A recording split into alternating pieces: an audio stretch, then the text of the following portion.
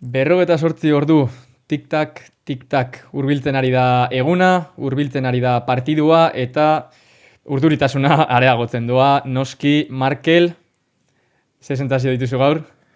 Urduritasuna, ez dakit, nahiko baikor nago egia esan da, egisa da ez dugula konfiantza gehiegi eruan bihar partida, baina egisa da ronda batetik bestera ez dagoela aste bete bakarrik egon da, ez? Ez dugu euki isa astirik marginik lasaitzeko, errege kopa hau sekulako trena da, eta espero dugu hartzia garaiz, eta lehenengo partida hau behintzat etxea eruatia, ez? Bai, Realak hirugarren urtez jarraian aukera izango du Sevillarako txartela irabazteko bi partiduetan.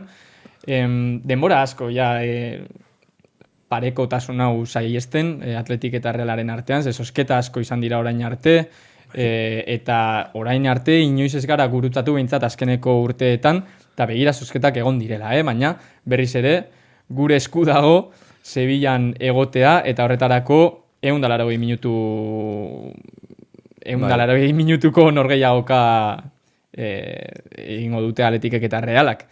Nik uste dut jendea ere baikor dagoela, baina horrek pixkat beldurra ematen dit, Bai, azkenean ez da partida bakarra, azkenean partida planteatzeko orduan, egisa da bi partidak izan behar dituzula kontuan, sorpresa faktore hori nik uste garantzitsua dela batez ere lehenengo hamaikakotik hasita, ez?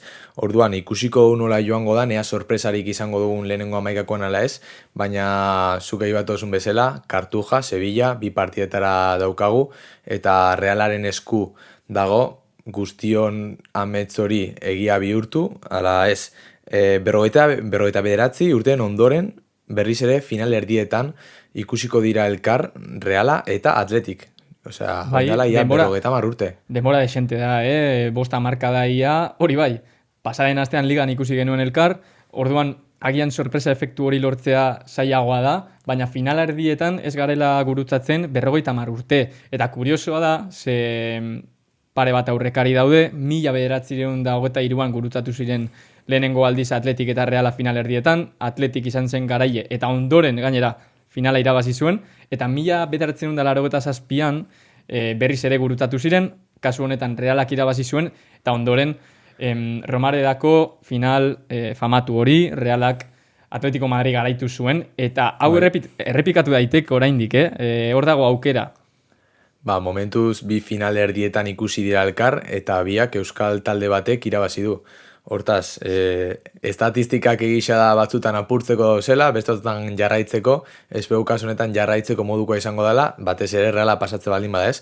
Baina lata guztiz ere ikusi behar dugu zer nolako boladan iristen dian bitaldiak, segisa da, lasterketa honetan baten bat jarri behar baldin badugu aurretik, nik uste pixkatxo bat aurrerago, Reala jarri behar dugula, batez ere San Mamesen ikusi genuen, ez dakit, partida hori ikusita gero, ez? Reala nik uste nahiko trinko, nahiko ausart, eta nik uste egisa zan da baloiaren kontrola izan zuala partidaren minutu askutan, gero egisa da pasatzen dela, baina nik uste bigarren round honetan, Realak aukera ezin hobi izango dela, oindala bastante, lortu ez dugun San Mameseko garaipen hori lortzeko. Bai, denboratxoa da San Mamesen garaipena lortu gabe. Niri pertsonalki ez gustatzen favorito papera hartzea. Ez dakit azken aldian ikusitakoak favoritotzat jartzen digun edo ez, baina behintzat Realak eman dizkigu arrazoiak baikorrak izateko. Azken hilabete terdian ikusitakoa oso ona izan da, taldeak oraindik ez da erlaxatu oraindik, ez? Normalean, lehenengo asteak ondo doazenean, gero erlaxazio puntu bat hartzen du taldeak, oraindik ez da gertatu, eta errezatuko dugu ez gertatzeko oraingo astean, nik uste dut justu aste honetan ezin dela gertatu, baina bai, taldeak futbolistikoki erakutsi du beste zerbait ematen duela, energiaz ere ondo ikusten dugu, eta gero hori bai, bajak izan behar ditugu kontuan, zer Realak partidu honetarako pare bat izango ditu. Bai, lehenengo zalantzaia da atezainetik izango dugu, Remiro segurazki hasiko da lehenengo hamaikakoan, baina ikusi behar dugu gaur adibidez, gaur astelena, Marrero bueltatu dela entrenatzera, Egisa da, tan ikuste Marrero jokatzeko euneko eunian baldin badau, benetan aukera hori merezi duala, baina egia da, bi entrenamendurekin soilik nik uste ez dela egongo jokatzeko prest, ez dakizuk zelan ikusten duzu. Bai, pena bat da, horren justu ibiltzea, ze nik uste dut pasaden astean entrenatu izango balu, Samamesen 11kakoan egongo litzatekela. Litzatekela. Baina nik uste dut agian oso goizo dela, ez? Horrelako partidu batean jokatzeko, Realak hori bai, 3 baja bai edo bai izango ditu, Zuzic, Barrenetxea eta Kubo ez dira San Mamesen egongo, eta gero ikusiko dugu zein dan Matarazzoren aukeraketa, porteritik hasita zuk esan duzu. Gure ustez behintzat, Remirok jokatuko du kontuan izan da, gainera Marrerok ebakuntza izan zuela pasaden astean, ez? Gero, defentsako lerroan, aldaketa desente izan dira azken aldian, batez ere erdiko defentsetan. Bi postu horietan, bai. Bi postu horietan aldaketak egon dira, eta hor, zalantza dauzkat, Aranburuk eta Sergiok ziur jokatuko dute. Nik uste dut Jon Martinek ere bai. Nik uste ere. Baina gero, bigarrena? Hombre, nik bigarren argita garbi nik uste Zubeldia dala, aukeratua. Eske... Edo behintzat partida ontarako nik Zubeldia aukeratuko nuke. Gisa da ikusi dugula, ordezko bezala atera zala Jon Martin, eta nik uste hor karga kudeaketa hori bertan ikusi genuela, Matarazzoren aldetik, eta nik uste bigarren zentrala Jon Martini lagunduta Zubeldia izan behar dela, batez ere, eta nik uste ez dakit zelan azaldu ondo, gaizki ez ateratzeko. Baina azkenean partida hauetan nik uste utxe egite txikietan dagoela partidaren gakua, eta nik uste alde horretatik Zubeldiak geixo emango digula, segurtasun geixo emango digula, naiz eta aireko dolu horiek galdu, nik uste beste zenbait kasutan, adibidez baloi ateratzeak orduan, edo eta marken gainean egoterako orduan, Zubeldiak geixo emango dio Realari txeletatzarrek baino.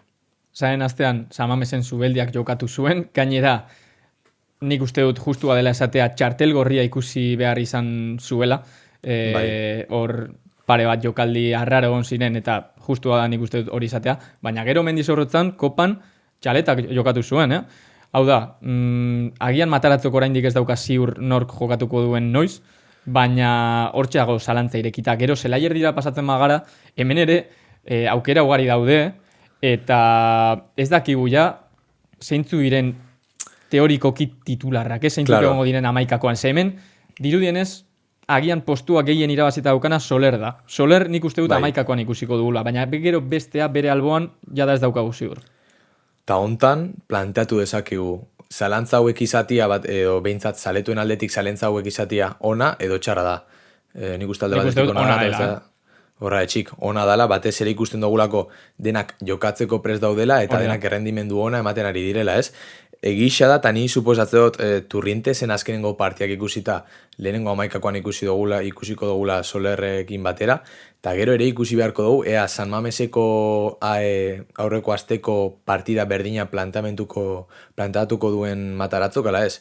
Ikusi genuen nola lau bi batekin aterazan, kasu batzuetan Marin egalera geisten zan, eta nik uste segurazki eta ziurazki ikusiko duguna, Brais Mendez izango dela, bere San Mameseko bueltan, eta espero dut motivazio bezala hartzia partida hau Braisek, ze benetan aukera zinobia du, San Mamesen utzi zuan mantxa hori, ez dakit garbitzeko modu batera edo beste, ez? Bai, beharko luke, arantza txiki hori ateratzeko eta erakusteko entzat bueltan dagoela. Txampon bat bota beharko nuke airera, nik neuk pertsonalki esango nuke Gorrotxategi eta Marin 11kakoan izango direla. Batez ere, baloi gabe egiten duten lanarengatik. Beste biak, zeintzuk biak. Beste biak, bale. Turrientes eta Soler. Ez dakit. Zaila da. Bai, entrenatzaileera jokatzia egin dut aukeraketa, baina gero, noski, hor beste faktore batzuk jokatzen dute, eta ikusiko dugu zein aukeratzen duen Mataratzok. Gero, aurrera pasatzen bagara, agian errazagoa da aurreko bi horiek esatea, Oiartzabal eta Gedesek ziurazki jokatuko dute. Baina badago hirugarren bat, ate hori jo dezakena, ez? Horri Oskarson izan daiteke, ez? Eta Mikel Oiartzabal pixka bat atzera jarri. Edo banda baten jarri. Claro, kontuan izan behar dugu, azkenengo kanporaketan Alavesen kontrakoa ez dakit zein zantzan hau iaz, esan genula, ostras, horri eta Oiartzabal ezin dute batera jokatu, luzapena egon daitekelako, eta azkenian 80 minutu, 80 minutu horretatik aurrera, ez dugu laukiko aurrelari bat fresko. Baina biharko kasuan, 80 minutu dira, eta nik uste horri Oskarson jokatzeko bezala baldin badao, lehenengo amaikakoan egon behar dela. Atzo, utzi nuan airean minutuen eta golen kontua, eta ointxe atera dut kalkulua etxeko lanak inez, 156 minutu jokatu ditu horrik, hau da, 9 partidatan eta 3 gol. Osea, gol bat 52 minutu bakoitzeko, eta kontuan hartu behar da, 18 partida galdu dituala demoralde honetan minuta gotagatik.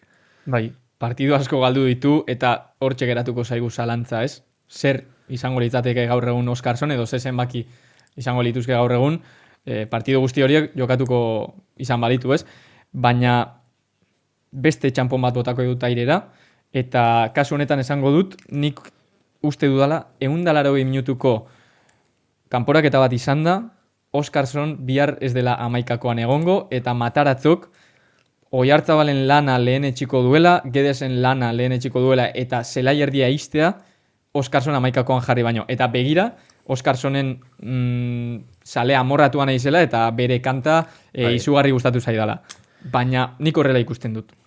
Bai, egia da gero ikusi behar duzula Oskarsonen profila zein dan, ez? Egisa da ez duela Oiartzabalen bezain lan itxen, azkenian beste aurrelari mota bat da.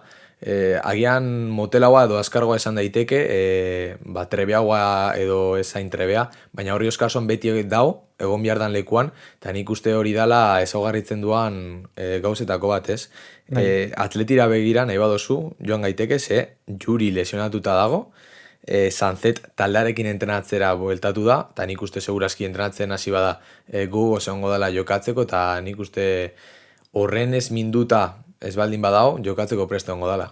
Bai, bentsat, minutu batzutarako ikusiko dugu Valverdek nola ikusten duen Naparra. Gero, Berenguer eta Bibian oraindik ez dira taldearekin entrenatzen ari, hau astelen gauean grabatzen ari gara, edo zer gertatu daiteke hemendik asteazkenera. Bai. Paredesek uste dut ezin duela jokatu partidu hau, eta beste aldetik, alde positiboa ere Atletikentzat, Williams anaiak entxufatuta daudela, Guruzetak golak sartzen hasi dela, Navarro eta Serrano bezalako jokalariak ere behintzat aulkitik zerbait desberdina eman dezaketela.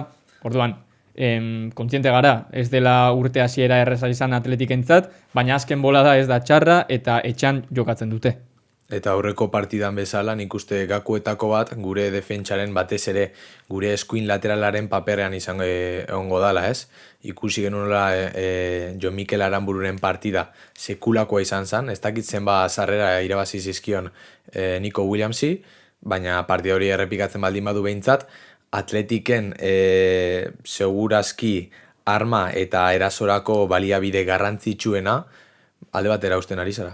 Bai.